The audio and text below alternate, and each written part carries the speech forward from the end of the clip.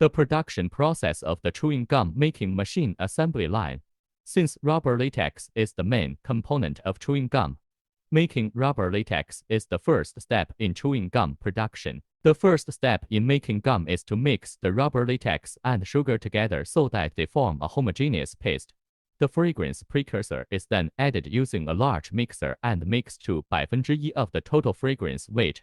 As time goes on, this mixture is left in the mixer until it becomes a hard, stretchy substance, which is the basic form of chewing gum. In order to change the different tastes, various flavors, sweeteners and colorings are also added to the mixture.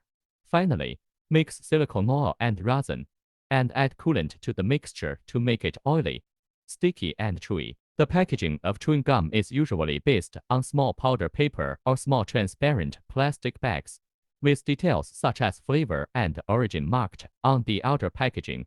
It is then packaged and placed in a box for easy storage.